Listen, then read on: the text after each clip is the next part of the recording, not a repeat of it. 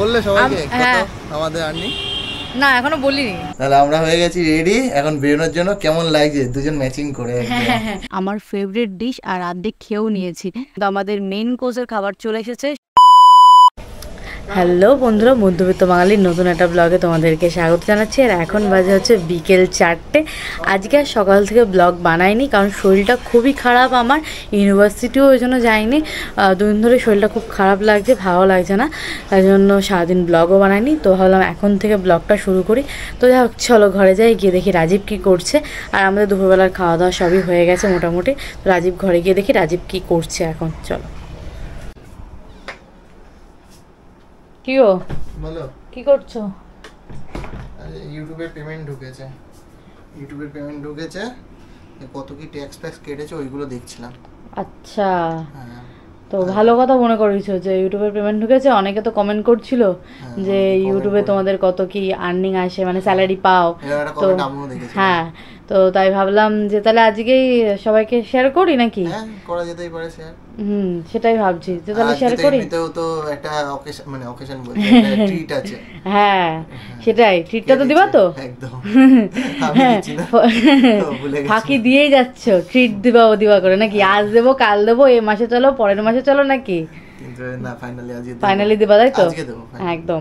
অনেকদিন ধরে হোলি বাড়ির সবাইকে ট্রিট দেবো ভাবছি, বাট দেওয়া হচ্ছে না। তো এটা প্রায় 1 বছর আগের ঘটনা, যখন আমার ফার্স্ট চ্যানেলটা মনিটাইজ হয়েছিল তখন হোলি বলেছিল যে হোলি, তারপরে বাড়ির সবাই মা সবাইকে ট্রিট দেওয়ার কথা ছিল, বাট কাউকে দিতে পারিনি। তো যাই হোক চলো তাহলে আজকে ট্রিটটা দেওয়া যাক। হ্যাঁ স্যাফরন। আবার কি রানাঘাটে তো মোটামুটি ভালো রেস্টুরেন্ট বলতে স্যাফরন। হ্যাঁ মানে খাওয়া দাওয়া অল টোটাল খাওয়া দাওয়ার পাওয়া যায় রেস্টুরেন্ট বলতে স্যাফরনই বলা যেতে পারে। হ্যাঁ হ্যাঁ সেটাই। তো ফ্যামিলি কাউকে নিয়েও কোনোদিনই যাওয়া হয়নি, আমরা তো অনেকবার খেয়েছি, আর এই ফ্যামিলির কাউকে নিয়েও যাওয়া হয়নি। তো আজকে শেয়ার করা যাক তাহলে। তোমাদেরকেও সঙ্গে করে নিয়ে হ্যাঁ তাহলে আমি বাড়িতে ফোন করি, দেখি সবার হবে কিনা। ওই 7:30-7:30টার দিকে বলে দাও। আচ্ছা ঠিক আছে। আর পুরোটাই শেয়ার করব, কত কি আর্নিং আসে না আসে। চলো ভিডিওটা দেখতে থাকো, তোমাকে আগে বলছি। চলো একদম। এখনো তো রেডি ফেডি হবো, বেরোবো, দেরি আছে, টুকটুক করে কাজগুলো মিটিয়ে নিয়ে একদম। একটু বেরিয়েছিলাম তো ভাবলাম টাকাটা তুলে নিই। তো রাজীব গেছে এটিএম এর ভেতরে টাকা তুলতে। আর কারণ রাত্রিবেলা তো যাবো, মানে সন্ধ্যাবেলা বেরোবো, রেস্টুরেন্টে যাবো, তো টাকা তো নিয়ে যেতে হবে। তো তাই জন্য টাকাটা এখনই তুলে নিচ্ছি। কি হলো হলো তোলা? Give me my salary. হ্যাঁ হ্যাঁ, এটা তো খরচাই হয়ে যাবে।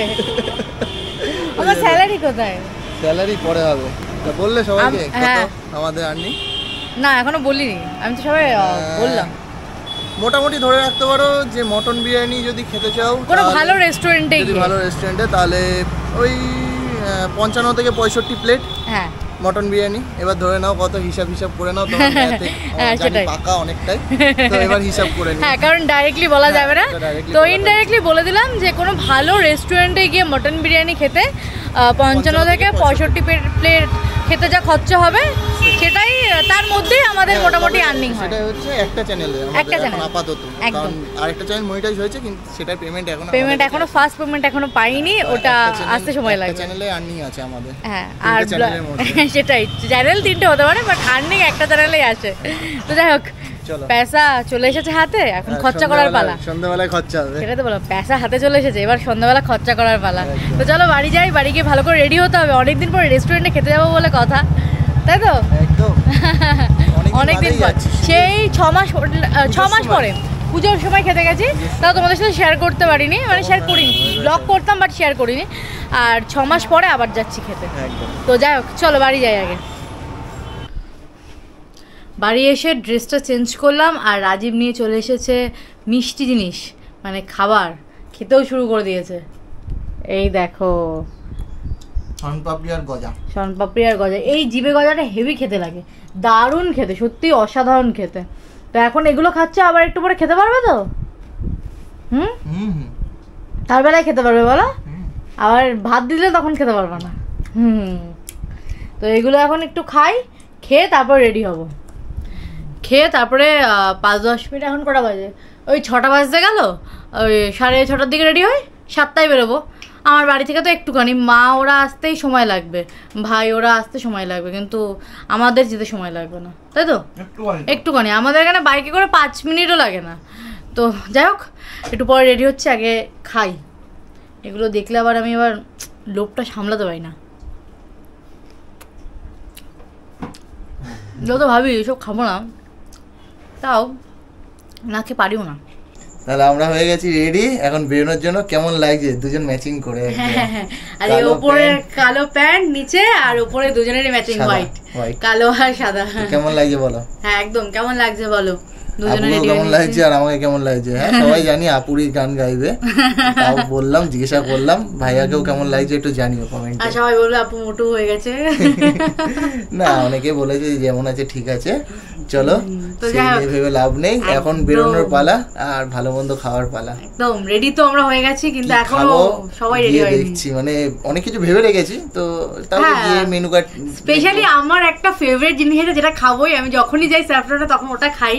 ওটা থাকবে কি সেটা কি দেখতে হলে একদম একদম এখনো দেখতে হবে, মানে যতক্ষণ না রেস্টুরেন্টে যাই খাবারটা অর্ডার দিই, রেস্টুরেন্ট থেকে বেরোচ্ছি মানে ডিনার কমপ্লিট করে সবটাই দেখতে হবে যে কি কি খাবো, আমার ফেভারিট কি কি ডিশ আছে, সবাই কি খাচ্ছে, তো সবটাই দেখাবো। যাই হোক সবাই বেরোবে, বেরোলে আমরা বেরোবো, কারণ আমাদের বাড়ি থেকে সময় লাগে না বেশিক্ষণ যেতে। আমরা রেডি আছি, রেডি হয়ে বসে আছি, বাড়ি থেকে বেরোলেই সবাই আমরাও বেরিয়ে যাবো। একদম, চলো গিয়ে দেখা হচ্ছে।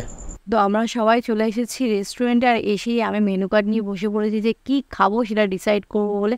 আর আমার পাশে ছিল হোলি, আর ওই যে মাসি বসে রয়েছে, এদিকে আমরা 3 জন বসেছিলাম, আর ওদিকে হচ্ছে রাজীব আর ভাই বসেছিল। তো ভাবছিলাম কি খাবো, তো প্রথমেই আমরা বেবিকর্ন অর্ডার করেছিলাম, আমার ফেভারিট ডিশ, আর অর্ধেক খেয়েও নিয়েছি। আর এই যে আমি রাজীবকে সার্ভ করে দিচ্ছিলাম। আর বেবিকর্ন সত্যি আমার খেতে খুব ভালো লাগে, আমি যখনই রেস্টুরেন্টে যাই, স্পেশালি স্যাফরনে যখনই আসি, আমি কিন্তু বেবিকর্নটা ট্রাই করি। বেবিকর্নটা আমার এতই ভালো লাগে খেতে। তো এই যে রাজীবকে আমি দিয়েছিলাম, তো রাজীবও খাওয়া শুরু করে দিয়েছে, তারপরে আমি খাচ্ছিলাম, আর আমি খেয়ে বলছিলাম দারুণ খেতে হয়েছে। আর এরপরে কিন্তু আমরা ক্রিপসি চিকেন অর্ডার করে দিয়েছিলাম, আর এই ডিশটা আমরা ফার্স্ট টাইম ট্রাই করলাম, অসাধারণ খেতে ছিল, মানে কি আর বলবো, এত সুন্দর খেতে ছিল, এইটা কোনোদিন খাইনি আগে, আর খুবই ভালো ছিল। তো সবাই বলছিল খুবই ভালো ছিল, তো আমি সার্ভ করে দিচ্ছিলাম সবাইকে। তারপরে এই যে রাজীব খাচ্ছিল, রাজীব খেয়ে বলবে যে কেমন হয়েছে। রাজীব বলছে দারুণ হয়েছে, দারুণ, এত সুন্দর লেগেছে ওর বলার মতো না। তারপরে আমরা মেন কোর্স অর্ডার করে রেস্ট নিচ্ছিলাম, অনেকক্ষণ সময় লাগছিল দিতে, তাই জন্য। আর এই যে ভাইও চলে এসেছে, ভাই একটু দেরি করে এসেছিলো অবশ্য, আমরা আগে চলে এসেছিলাম, আর এখানে এসে বসে বসে আমরা গল্প করছিলাম। এরপরে কিন্তু আমাদের মেন কোর্সের খাবার চলে এসেছে, সেটা হচ্ছে মিক্স ফ্রাইড রাইস, আর হচ্ছে এটা হচ্ছে মাটনের একটা ডিশ ছিল, অসাধারণ ছিল মাটনের ডিশটা। আর এরপরে আমি মিক্স ফ্রাইড রাইসটা আগে রাজীবকে সার্ভ করে দিচ্ছি, কারণ ওর খুবই খিদে পেয়ে গেছিলো, ও অনেকক্ষণ ধরে ওয়েট করেছে খাবারের জন্য। আর তারপর আমি নিজে নিয়ে নিচ্ছিলাম। আর সত্যি আমার মিক্স ফ্রাইড রাইসটা খেতে খুবই ভালো হয়, কারণ ওর মধ্যে অনেক কিছু দেওয়া থাকে, আর এটা হচ্ছে সেই মাটনের ডিশটা। মাটন তো আমরা সবাই খেতে ভালোবাসি, তাই আজকে মাটনই অর্ডার করেছিলাম। আর মাটনের পিসগুলো অনেক বড় বড় দিয়েছিল, সত্যি খুবই সুন্দর খেতেও ছিল, আর দেখতেও কিন্তু খুব টেস্টি ছিল। তো আমি খেয়ে নিচ্ছি খাবারটা, আর খেয়ে আমি বলছিলাম দারুণ হয়েছে, মাটনটা এত সফট ছিল বলার মতো না। সেটা অবশ্য তুমি ঠিকই বলেছ, মাংসটা খুবই সফট ছিল, এতটাই সফট ছিল দাঁত দিয়ে এক টান দিলেই ছিঁড়ে যাচ্ছিল। এত সুন্দর মাংস খেতে কার না ভালো লাগে। যাই হোক, এরপরে ছিল ডিজার্টে আইসক্রিম সবার জন্য, স্পেশালি রিয়া আইসক্রিম খেতে খুবই ভালোবাসে, ও খাওয়া শেষে আইসক্রিমটাই প্রেফার করে সবসময়। বাট আমি আইসক্রিমটা অতটা ভালোবাসি না, তাই আমি আইসক্রিম খাই না। যেখানেই যাই, যেই রেস্টুরেন্টে যাই, খাওয়ার শেষে আমি একটাই জিনিস অর্ডার করি, সেটা হচ্ছে মোহিতো। আর এই মোহিতোটা খেতে আমার খুব ভালো লাগে। যাই হোক, তোমাদের এই ভিডিওটা কেমন লাগলো কমেন্ট করে জানাতে ভুলো না, লাইক শেয়ার অবশ্যই করো যদি ভালো লাগে, আর সাবস্ক্রাইব করতে অবশ্যই ভুলো না। আর আমার মোহিতো খাওয়াও শেষ হয়ে যাচ্ছে, রাতের ডিনারও কমপ্লিট, তো চলো টাটা, বাই বাই।